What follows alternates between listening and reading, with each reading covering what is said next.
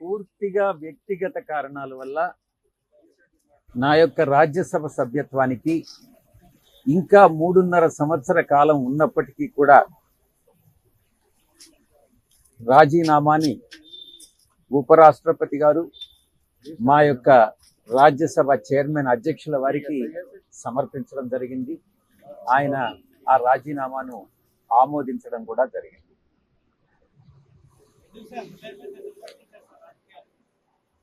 పూర్తిగా వ్యక్తిగత కారణాల వల్ల రాజీనామా మాత్రమే కాదు, రాజకీయాల నుంచి కూడా తప్పుకోవాలన్నటువంటి నిర్ణయాన్ని తీసుకోవడం జరిగింది. వైఎస్ఆర్ కాంగ్రెస్ పార్టీ కష్టాల్లో ఉన్న సమయంలో మీరు పార్టీని వదిలేసి వెళ్ళిపోయారనే విమర్శలు కూడా వస్తున్నాయి. వైఎస్ఆర్ కాంగ్రెస్ పార్టీ 2019 ఎన్నికల్లో 151 స్థానాలు సాధించుకున్నది. 2024 ఎన్నికల్లో 40% ఓటింగ్ సాధించుకున్నది. జగన్మోహన్ రెడ్డి గారు అత్యంత ప్రజాదరణ కలిగినటువంటి నాయకులు. నాలాంటి వాళ్ళు 1000 మంది పార్టీని వీడినా కూడా ఆయనకున్న ప్రజాదరణ తగ్గదు అన్నటువంటిది నా ఉద్దేశం. సార్, మీరు రాజీనామా కానీ ఇవన్నీ విషయాలు గతంలో ఏమన్నా జగన్మోహన్ రెడ్డి గారి దృష్టికి తీసుకెళ్లారా? లేదు, నేను వ్యక్తిగత కారణాలతో రాజీనామా చేయాలనుకుంటున్నాను అనేటువంటి అంశాన్ని మీ పార్టీలో ఉన్న ముఖ్యులకు కానీ జగన్ గారి దృష్టికి కానీ తీసుకెళ్లారా? రాజకీయాల నుంచి తప్పుకోవాలని వ్యక్తిగత కారణాల వల్ల నేను నిర్ణయించుకున్న తర్వాత జగన్మోహన్ రెడ్డి గారు లండన్లో ఉన్నారు.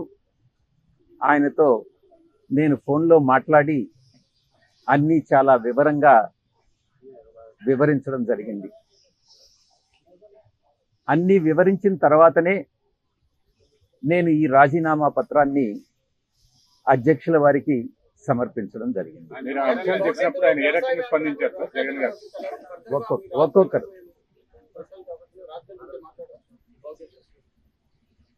భవిష్యత్తులో ఒక్కసారి రాజకీయాల నుంచి తప్పుకున్న తర్వాత రాజకీయాల గురించి మాట్లాడడం అన్నటువంటిది సమంజసం కాదేమోనని నా ఉద్దేశం.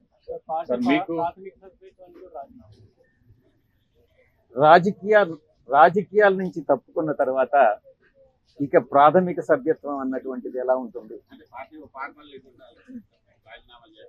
వెళ్ళిన తర్వాత రాజీనామా సమర్పించడం జరుగుతుంది. ప్లాన్ ప్రకారం జరుగుతుందనేది ఒక విమర్శ వస్తుంది. గతంలో టీడీపీ నుంచి ఎంపీలు బీజేపీకి వెళ్ళారు. అలాగే విజయసాయి రెడ్డి రాజీనామా చేసిన తర్వాత అలాగే వైసీపీ వెళ్ళిన తర్వాత బీజేపీలో చేరతారని ప్రచారం జరుగుతుంది. నేను బీజేపీలో చేరతానని గతంలో ఏదైతే టీడీపీ వాళ్ళు రాజీనామా మీరు కూడా బీజేపీలో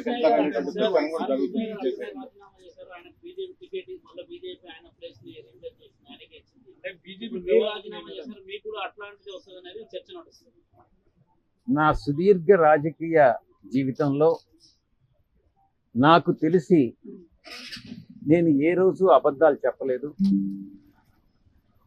ఒక హిందూ ధర్మాన్ని నమ్మినటువంటి వ్యక్తిగా, వెంకటేశ్వర స్వామిని నమ్ముకున్నటువంటి వ్యక్తిగా నేను అబద్ధాలు చెప్తాను అని చెప్పను. అలా చెప్పుతాను అని ఎవరైనా నమ్మినట్లయితే అది మీ యొక్క విజ్ఞతకే వదిలేస్తున్నాను. జగన్తో ఏమైనా విభేదాలు ఉన్నాయా? నేను ఇప్పుడే చెప్పాను కదా,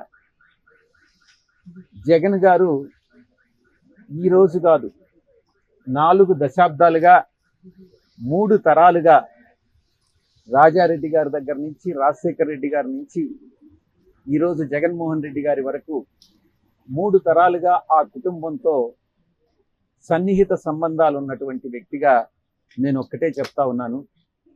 ఈ జీవిత కాలంలో ఏ రోజు కూడా ఆ కుటుంబంతో విభేదాలు అన్నటువంటివి రావు, ఇంతవరకు లేవు, భవిష్యత్తులో కూడా వచ్చేటటువంటి అవకాశం ఉంది.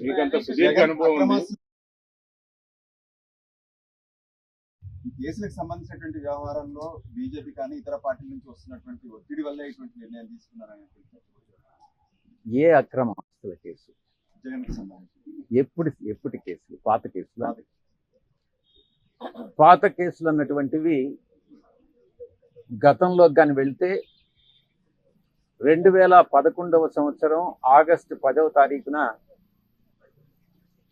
ఎఫ్ఐఆర్ ఫైల్ చేయడం జరిగింది. 2011 అప్పట్లో ఎన్నో ఆశలు పెట్టినా చూపించినా కూడా, నన్ను అప్రూవర్గా మారమని ఎంత బలవంత పెట్టినా కూడా, దైవాన్ని నమ్ముకున్నటువంటి ఒక వ్యక్తిగా, ఆ కుటుంబానికి సన్నిహిత సంబంధాలు కలిగినటువంటి వ్యక్తిగా నేను అప్రూవర్ కావడానికి నిరాకరించాను. ఆ రోజు పరిస్థితే ఈ రోజు కూడా. ఎటువంటి పరిస్థితుల్లో దైవాన్ని నమ్మేటటువంటి వ్యక్తి ఎప్పుడు కూడా అబద్ధాలు చెప్పడు, ఒక వ్యక్తికి మోసం చేయడు, నమ్మక ద్రోహం అన్నటువంటిది ఉండదు, వెన్నుపోటు రాజకీయాలు, వెన్నుపోటు వ్యాపార లావాదేవీలు ఉండవు అని నేను చాలా స్పష్టంగా చెప్తా ఉన్నాను. కూటమి ప్రభుత్వం అధికారంలోకి వచ్చిన తర్వాత మీపై చాలా కేసులు పెట్టాయి సార్. మరి ఈ కేసులన్నీ ఎక్కడ చూడబోతున్నారు? రాజకీయాల నుంచి బయటకు వస్తే తదుపరి ఈ కేసుల విషయంలో ఏ విధంగా రాబోతున్నారు? కూటమి ప్రభుత్వం అధికారంలోకి వచ్చిన తర్వాత నా మీద మొట్టమొదటిగా పెట్టినటువంటి case Kakinada seaports limited case. నేను ఒక్కటే చెప్తా ఉన్నా, ఇంతవరకు నా మీద లుకౌట్ నోటీస్ ఇచ్చారు, నన్ను అక్యూజ్డ్ నెంబర్ 2గా చేశారు. నేను గతంలో కూడా ఈడీ ముందు ఇంతవరకు నన్ను సిఐడి పిలవలేదు.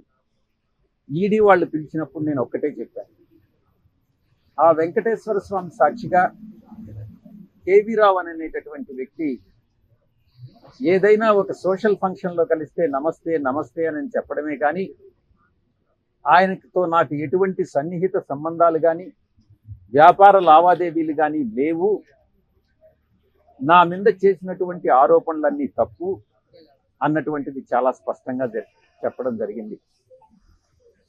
నేను వెళతాను, ఆయన్ని రమ్మనండి, ఆ దేవదేవులైనటువంటి వెంకటేశ్వర స్వామి మీద ప్రమాణం చేస్తాము అనండి. మరొక్కసారి మీ ముందు నేను చెప్తా ఉన్నా, కేవీ రావు గారు చెప్పేది నిజంగానైతే ఆయన పిల్లల మీద ప్రమాణం చేసి చెప్పమని చెప్పండి. నేను చెప్పేది, నేను నిజంగా విక్రాంత్ రెడ్డిని ఆయన దగ్గరికి పంపించాను అని అన్నటువంటి విషయం నేను నా పిల్లల మీద ప్రమాణం చేసి నేను చెప్తా. నాకు కాకినాడ సీపోర్ట్ విషయంగా ఆ ట్రాన్సాక్షన్ గురించి ఏ రోజు నాకు ఎవ్వరూ చెప్పలేదు, నాకు తెలియదు. కేసు పెట్టిన తర్వాత పూర్తిగా వివరాలన్నీ సేకరించిన తర్వాత అప్పుడే నాకు కాకినాడ సీపోర్ట్ అరబిందో వాళ్ళు అక్వైర్ చేశారు, 42% ఏదో అక్వైర్ చేశారు అన్నటువంటి విషయం తెలిసింది.